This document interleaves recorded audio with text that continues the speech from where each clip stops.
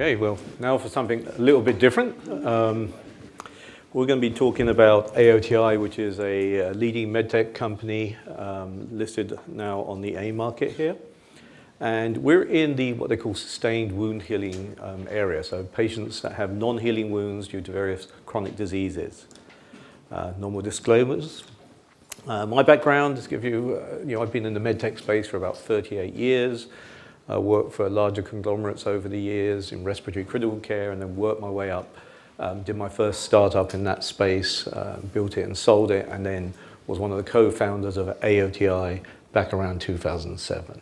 So been around in the space for a while.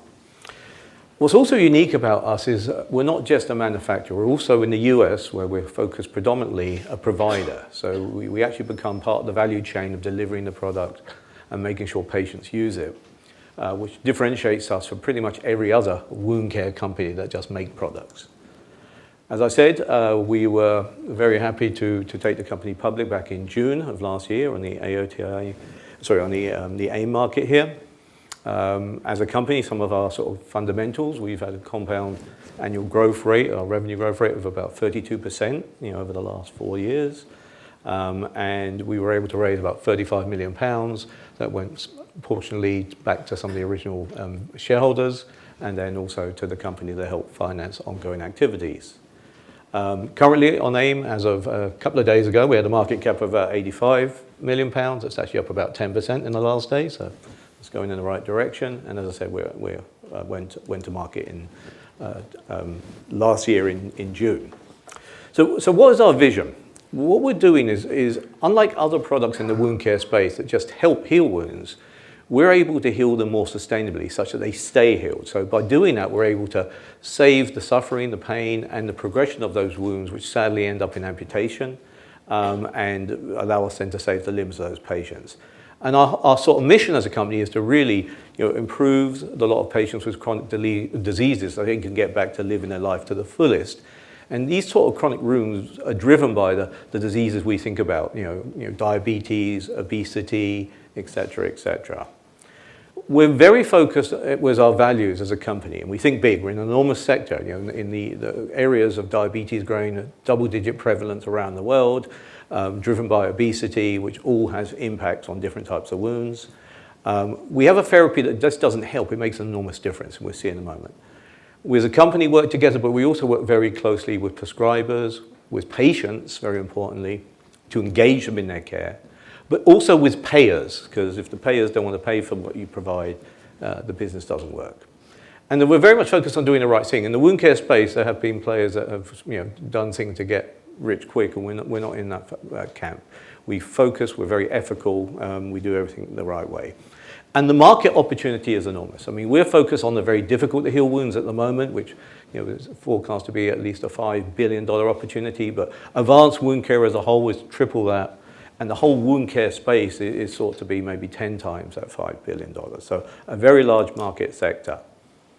So what are the sort of most prevalent wounds that we focus on? Well, the first one are diabetic foot ulcers. And these are due to patients with diabetes. And if you don't manage your diabetes, one of the sad complications is you develop this neuropathy, you lose sensation in your feet, you reduce blood flow to your extremities, and that leads to these wounds that occur, these ulcers that you may get, which then don't heal. And about a third of diabetics in their lifetime will develop one of these wounds. If that wound then doesn't heal, it gets infected. And half of patients then, the number one reason that patients with diabetes get admitted to hospital is an infected diabetic foot ulcer. So about half of those that develop the wounds will get infected wounds. And sadly, if that infection can't be managed, it can lead to an amputation. About 17% of all diabetic foot ulcers lead to amputation. So if we can heal the ulcer, either by stopping it from getting infected or treating it so that it heals with the infection there, we are able then to stave off that progression, that cavalcade that goes to hospitalization, sadly to amputation. Now, having a diabetic foot ulcer and having an amputation isn't just bad for your quality of life. It directly affects your mortality. And studies have shown if you have one of these ulcers and it progresses to an amputation, you have a 5-year mortality that's equivalent of all-cause cancer. So the knock-on effect on this is it reduces your mobility, it reduces your ability to do the daily things of life. you become depressed, and sadly people die. So another way where you can compare to this as well is that the total cost of managing the diabetic foot, everything involved in it as they call it in the US, is estimated to be about $79 billion a year. That's nearly the same amount of money they spend on cancer care. So that analogy of the diabetic foot being like cancer is very true. It has similar mortalities to the worst cancers, and it costs the system in the US at least as much. If we look at the UK and the National Health Service, they estimate about 1% of the total $192 billion they plan to spend this year will be spent on managing diabetic foot ulcers. So it's an enormous drain on the system, not to mention on the patient's quality and probably their quantity of life as well. So the other type of wound we focus on at the moment is venous leg ulcers, and they're wounds that happen more on the leg than on the feet. And this is where you get a lot of swelling due to your venous disease, which is a breakdown on the vascular side, which causes the limbs to swell, it causes these ulcers to occur. But these patients generally don't have that neuropathy, so they haven't lost sensation, so it's incredibly painful. Can you imagine if you have a large sore on your shin that's 40 centimeters inside that just won't heal? Very painful, impacts patients' lives enormously for long periods of time, and consumes an enormous amount of nursing and hospital resources. And we have a therapy that's proven effective in not only healing both of these types of ulcers and other types of wounds, but healing them more durably. So our therapy is called topical wound oxygen. It's a unique multimodality therapy that the patients apply at home. So when we say we're unique, we're not just selling something to a clinic, to a doctor, to a nurse. We're providing a therapy that's adjunctive to what they do today in wound care in the clinic. The patients then apply this therapy at home. They do it for 90 minutes, 5 days a week. So you don't have to do it all the time. As you can see here, you can see a patient with what we call our extremity chamber. We affectionately call it the boot because it looks like a big boot. And what we do is we deliver oxygen in this boot and we cycle the pressure. And it's a combination of having oxygen under cyclical pressure that allows us to overcome all the mechanisms that these wounds aren't healing. But equally as important, allow them to heal with much better quality tissue so they're less likely to break down. And that's what stops it from progressing then and ending up with amputations. And our studies then, what we've done is we have conducted some of the highest quality clinical studies, randomized trials that show we're 6 times more likely to heal these wounds than the therapies people use in standard care. But also, the wounds are 6 times less likely to reoccur over 12 months, which in other studies showed that reduced hospitalizations by over 80% and amputations by over 70%. So as you can imagine, if you're reducing the use of all these resources, these repeated resources of amputating these patients' limbs, there's not only a wonderful quality of life benefit, but a significant health economic or cost saving to the payer. So this is what's unique about the product. It allows us to have a value proposition that demonstrates not just healing efficacy, but more durable healing, which also then has a significant cost saving to who's paying for it. Now, as a company, we have all our pillars in place. As you can see, we have shown you, profitability there, or growth rate over 5 years. We're in a high growth sector. We're in the wound care sector, driven by the increase in chronic diseases. Our therapy, our unique multimodality topical wound oxygen, which is patent protected, uniquely delivers a multimodality approach, which is proven in the best state-of-the-art clinical trials to not only improve healing, but more durable healing, reduce reoccurrence and hospitalizations and amputations. We've built a significant management team with lots of experience in this space, both the wound care and the medtech space. And what's unique about us additionally is we're not just a manufacturer of things. In the US, we are the provider. So we actually go and set up the patient when the therapy is ordered, and we engage with the patients to make sure they use the therapy so they see the outcomes, which means their wounds heal, they don't lose their limbs, providers, the clinicians see the benefits, but equally we can demonstrate back to the payers in a value-based care chain that what we deliver shows those savings for them as well. And this really separates us from lots of companies in the wound care space. If you look at our growth and revenues, as you can see, we have grown compound over 32% for the last 5 years now. So last year we just gave our earnings update of revenue growth of 32.9. And if you look on the right-hand side there, you can see between the different years the mix of sectors, which is predominantly US at the moment, where that revenue came from. And the one thing you can probably see the most is that yellow sector proportionally in the circle has got bigger. And that's showing that we're growing in the higher reimbursed, what we call managed Medicaid sector, faster than in the VA sector where we've been more traditionally. And we'll touch on that in a second. So if you look at that then, as a company, not only have we been a high growth company, but unlike many high growth companies, we've been returning a positive EBITDA for that period as well. We've been investing very heavily, so it's been suppressed, and intentionally so, to try and build market access infrastructure and sales teams. But now as they start becoming, allowing us to access those markets and drive the revenues, we see the economies of scale come into play. And as you can see, we had nearly 1,000 basis point increase in our EBITDA contribution this year, 2024 over 2023. So again, we're on a good trajectory. We intend to keep that moving. We have given guidance for 25 of revenue growth, between 27% and 30%, and EBITDA between 14 and 60%. So again, our IPO, our commercial rollout was to help accelerate, to continue to invest in our market access teams, in our sales teams, and our ability to go to market. We have to invest a lot in trade shows and awareness. We're a new therapy. We have to provide to the different clinicians, the diabetologists, the vascular surgeons, the wound care nurses, to be aware of our therapy and when to use it. We obviously want to expand as we open up new sectors, and we've just commenced additional randomized trials in the venous leg ulcer space, and potentially bolt-on M&As, although we have none focused on at the moment. If you look on the right, you can see the breakdown of our shareholders, predominantly still owned by the original shareholders of the company. We had only floated about 25%, but over time, obviously, that will divest. So our focus is on the US. We're a US-based company, although we're on the AIM market here. We have manufacturing in Galway, Ireland, so we have a European community presence as well. The US healthcare system is nothing. We've heard a lot about President Trump today, but it's nothing if it's not complex. And it's broken down into different sectors. And the one that we've been in the longest, where we have our history in, is in the VA, the Veterans Association Administration. So these are veterans and family members, about 9 million people.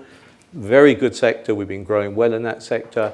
But it's also the lowest reimbursed sector. So by definition, they pay the lowest price under law.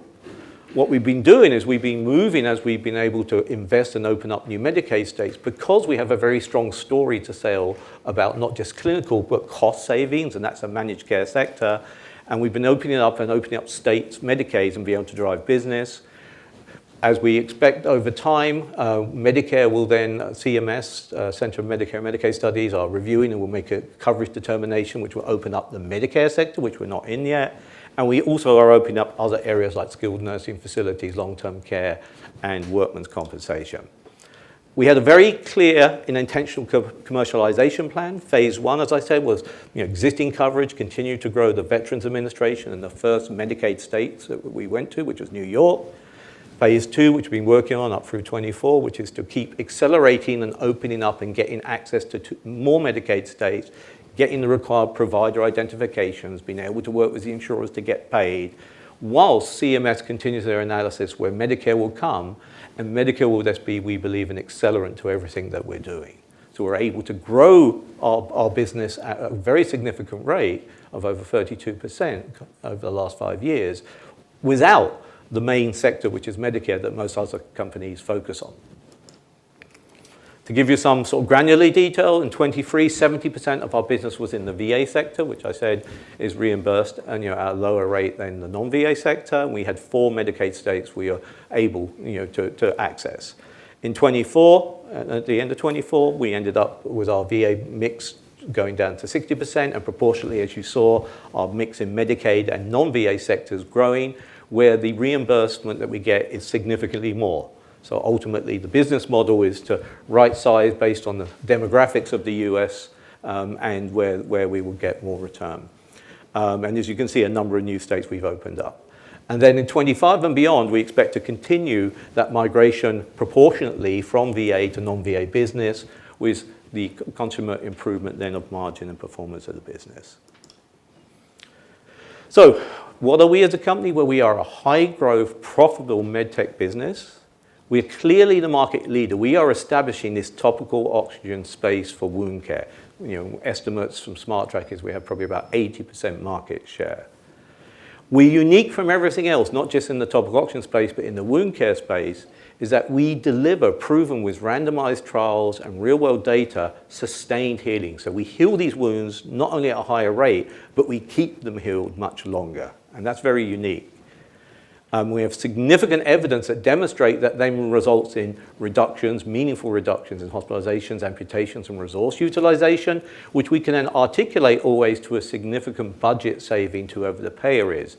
And then what we've been investing in with our market access infrastructure and with technology is to be able to engage with those patients whilst they're on the therapy, to make sure they're compliant and adherent to the therapy, to engage with providers to make sure that they're doing good standard care, which then allows us to deliver value-based care in the patient's home. So the outcomes that we see from trials and from models, which tweaks the interest of payers, we actually can deliver it and demonstrate to the payers that we're doing in the real time.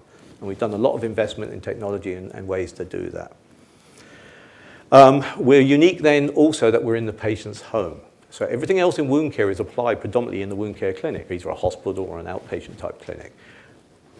We don't disrupt that. They do what they feel is good standard wound care, and then we are adjunctively ordered. We go and set up the patient, and the patient applies the therapy at home. So it's always adjunctive. We have a very experienced team, not just in management, but since we took ourselves public, we built, I think, a very experienced board of directors. And I think we're really set to continue the growth as we've outlined, continue executing on more and more states and access in the US. We have started work on targeted markets outside the US, so we have a small team focused here in the UK. We just got word that we have been awarded part of the framework for advanced wound care come September, so we'll be able to escalate our activities, we believe, going into next year for the UK. We're working also then in Germany with the insurance and organizations there for coverage. And then the other area we focus internationally have been in the Gulf region of the Middle East, partly because, as we know, there's access to healthcare and funds, but they also have a disproportionate number of diabetics, about twice the prevalence of anywhere else in the world, about 25%, with resultant number of then diabetic foot ulcers and wounds that don't heal. So targeted opportunities, but our focus predominantly on the US market now and for the near future. So with that, I'm happy to take some questions. From the investor point of view, I have two questions about the technology or your curing process. The first one is, have you published the results in any approved medical journals?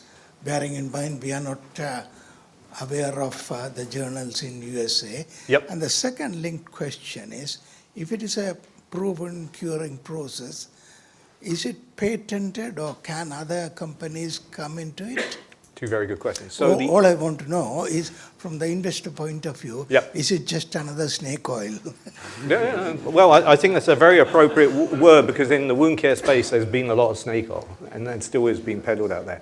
The first thing is, yes, our evidence, what sets us apart, I think, for everything else in wound care is the quality of our evidence. By quality, I mean the type of trial. So our pivotal landmark trial, which is award-winning in the diabetic foot ulcer, was published in Diabetes Care, which is the professional journal of the American Diabetes Association, which is on par, if you think of impact factors, to things like the Lancet, and so it's one of the leading journals in the world, certainly in the diabetes space.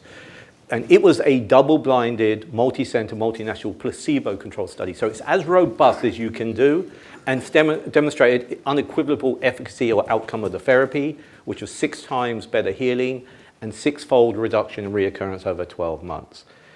The other studies that we've looked at then long-term benefits, reduction in hospitalizations, amputations, were published in the leading wound care journals in the world, was the highest impact factor. So the quality of the science is second to none, and I think differentiates it from many other wound care products that maybe have case series or low-level publications. With regards to patents, yes, we have about 48 global patents covering the broad, leading, major countries of the world. The focus on the IP is around the uniqueness of what we do. You can't patent oxygen in wound care, because oxygen's been around a long time. But what you can patent is how we deliver it and how we control it and how we manufacture the disposables to be able to do that in the patient's home. So we have broad IP around all the different approaches.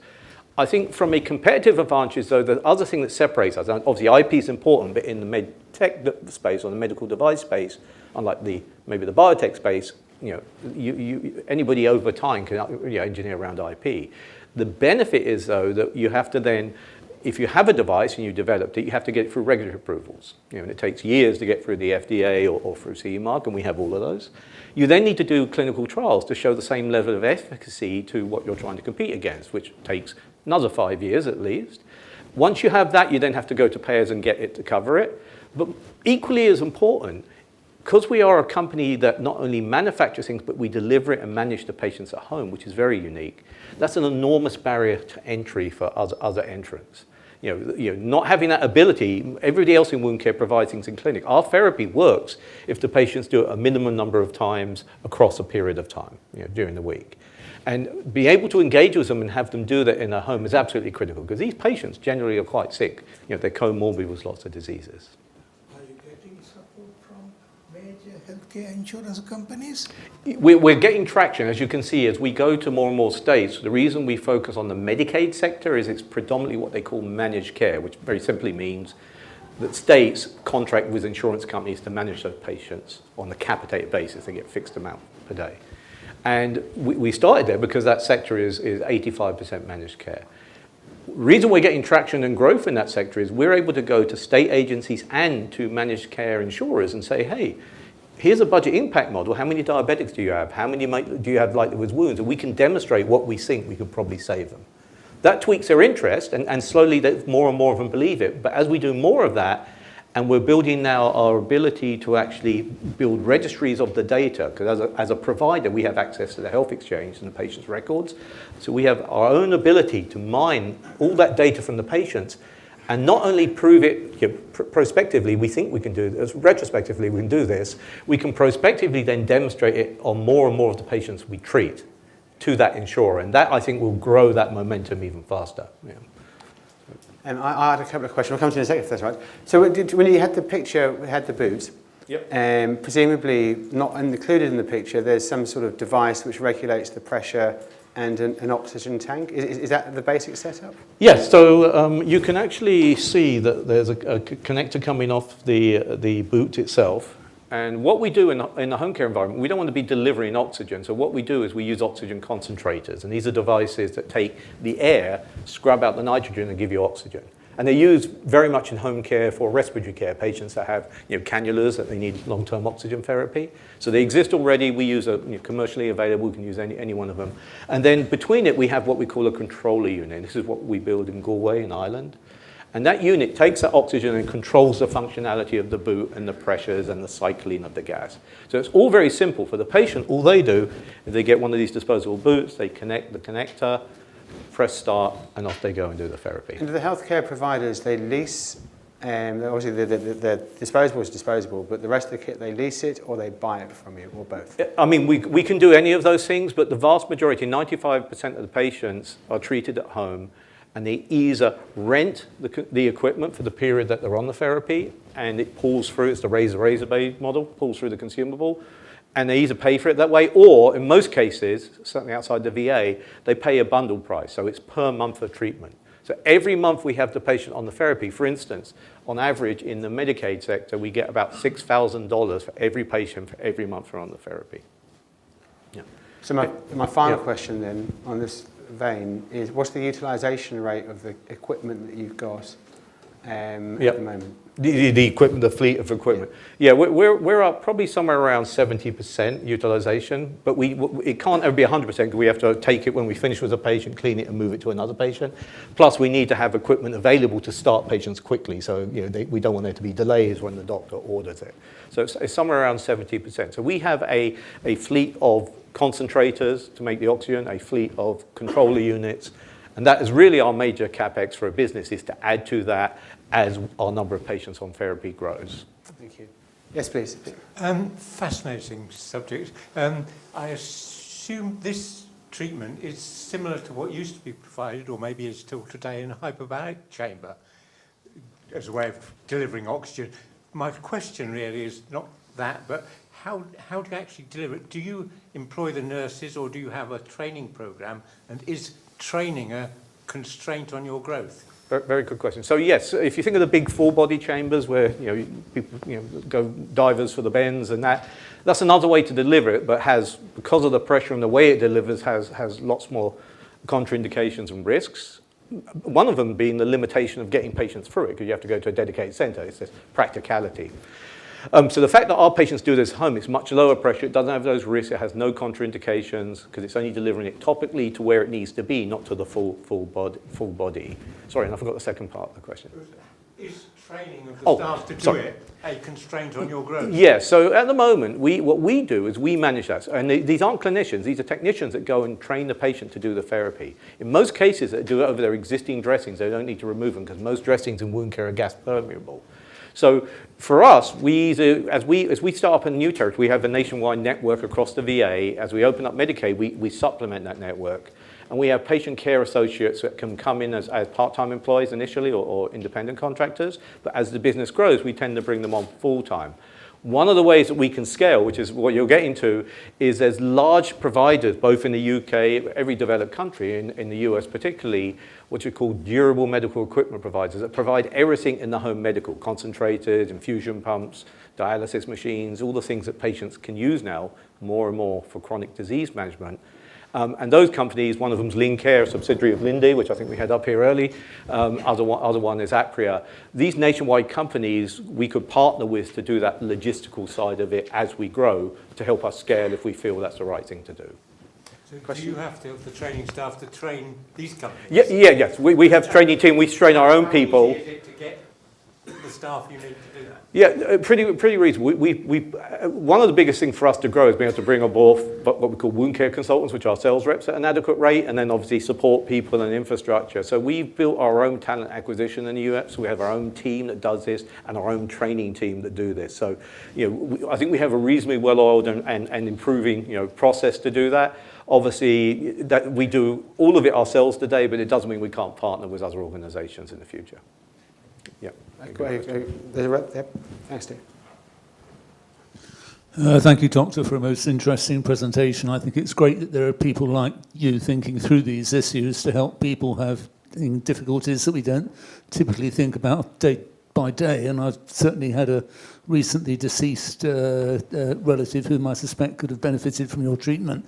I've got 2 or 3 questions. Firstly, is this approved by the NICE organisation in the UK at the moment? So where we are in the UK, we're obviously globally we have FDA approval, we have CE mark, MHRA approval. We're on going on the supply framework, and we submitted.